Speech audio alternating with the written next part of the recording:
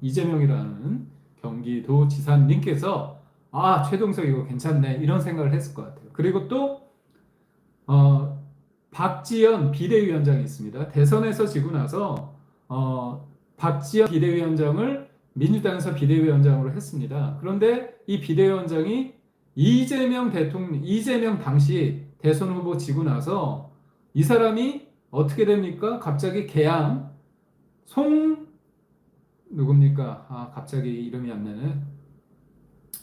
인천시장 했던 제가 송영길, 생각납니다. 송영길이 갑자기 개항위원 하다가 딱 자기가 서울시장 나간다고 하면서 길을 터주죠. 근데 여러분 기사 찾아보시죠. 이재명이라는 사람이 그때 박지원 비대위원장한테 전화해서 사실상 겁박하면서 나 계양구 공천 달라고 압력을 넣었습니다. 셀프 공천해가지고 나온 거예요. 송영길이 길을 터주니까.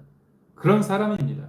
그런데 그런 여러 가지 우여곡절 끝에 자기가 황교익을 경기관광공사로 했을 때 이낙연이 비판을 하고 문제 제기하니까 최동석이 쫙 등장해가지고 이낙연을 공격해주고 그리고 박지원 비대위원장도 눈에 가신데 박지원 비대위원장도 이 최동석이라는 사람이 공격을 하고 심지어 여러분 잘 아시겠지만 문재인 전 대통령하고 이재명 대통령과 사이가 안 좋습니다. 그런데 이 최동석이라는 사람이 어떻게 했냐? 문재인 전 대통령에게 이렇게 표현했습니다. 당연히 야유를 받아야 할 사람이다.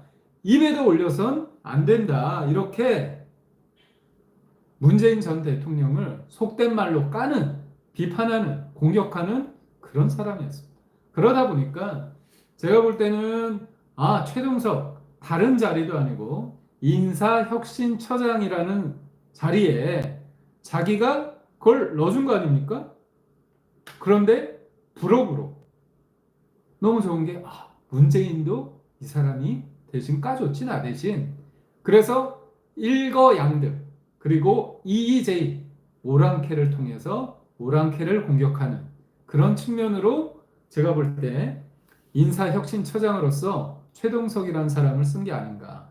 그런데 이 최동석이라는 사람이 단순히 이런 문제만 있는 게 아니고요.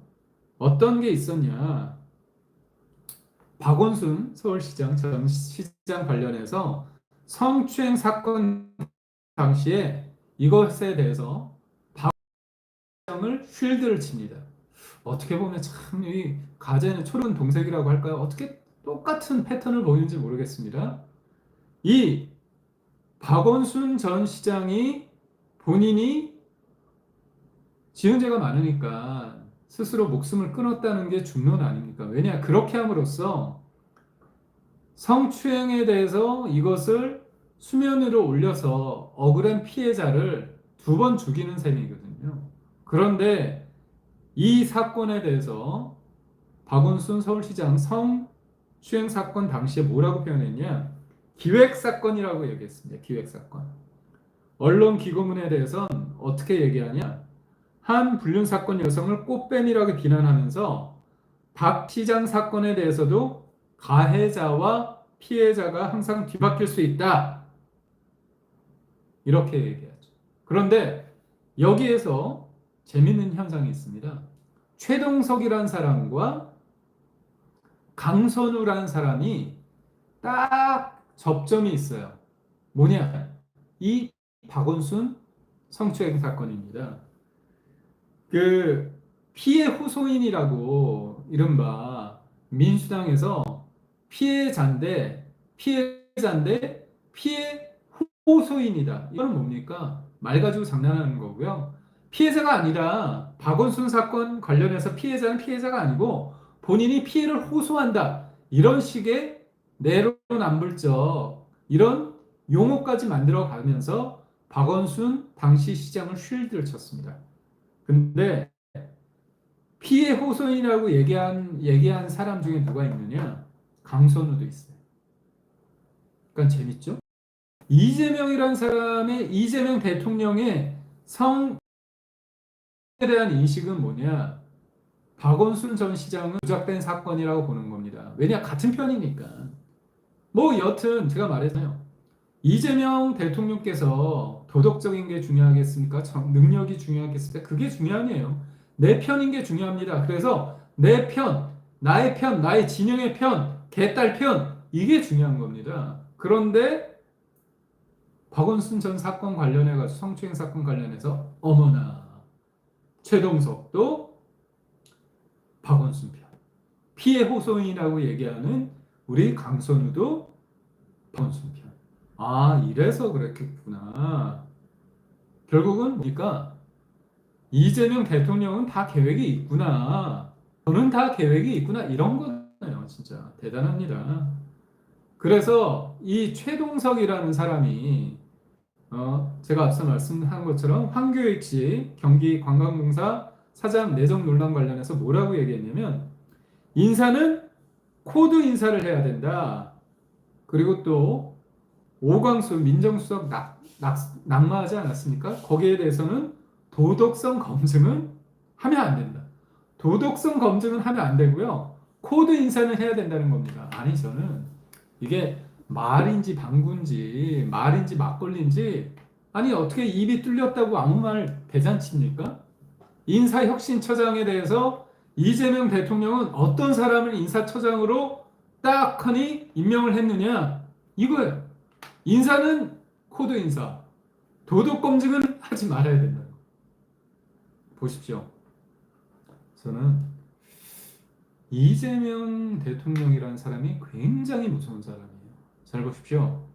나한테 충성하고 나한테 쉴드 치는 차 여러 가지 논란이 있지만 속된 말로 개무시하는 겁니다. 그냥 지나가는 개가 짖겠거니 너는 짖어라. 개가 짖어도 기차는 간다 이런 식으로 그냥 뭉개고 가는 겁니다. 그런데 이게 어떤 생각까지 하게 되느냐? 다른 자리도 아니고 인사혁신처장이에요. 인사혁신처장이 얼마나 이게 굉장히 중요한 자리냐면 국가공무원 75만여 명의 인사, 윤리, 복무, 연금 사무를 관장한다는 거예요. 중앙정부 공무원의 채용, 교육, 승진, 전보 등 담당하는 기관의 수장입니다. 이런 작자가 이런 위치에 있는 사람, 이런 중요한 역할을 하는 자리에 코드가 맞지 않으면 비전 달성 프로그램이 작동되지 않는다. 이런 말 했네요. 코드 인사가 맞다는 사람. 그럼 이건 뭐냐? 이재명이라는 사람의 머릿속에는 인사는 코드 인사고 내 편 들어주는 사람은 노골적으로 여기 꽂는 거잖아. 그러면 어떻게 됩니까? 공무원 사회에 대해서 명확한 시그널을 주는 겁니다. 야, 인사혁신처장, 나 쫓아가는 사람, 나를 하늘을 내린 사람이라고 했잖아. 황교익, 나랑 떡볶이 먹방해서 내가 좀 관광공사 사장 관련해서 내전했는데 그에 대해서 비판하는 이낙연 전 총리에 대해서 공격하고 실드치고 인사는 코드 인사, 화끈하네. 나 원래 코드 인사잖아. 이런 사람을 해주잖아요. 그러면 공직사회에 명확하게 어떤 시그널을 줍니까? 바람이 불기 전에 누워라. 생각이 다르면 나한테 맞춰라. 내 코드에 맞춰라. 이렇게 노골적으로 하는 겁니다. 무섭지 않습니까? 그런데 이재명 대통령께서 제가 알기로는 5급 행정고시 패스한 사람을 대상으로 강연을 냈었습니다. 그때 참 제가 볼 때 당혹스러운 얘기를 했는데 내가 음해를 받아가지고 이렇게 뭐 여러 가지 사건에 연루됐는데 나는 치열하게 관리해왔다 이런 얘기를 했습니다. 그리고 매번 이재명 대통령께서 얘기하는 게 뭡니까? 충직한 국민을 위해 봉사하는 사람이 돼야 된다 얘기를 하지 않습니까?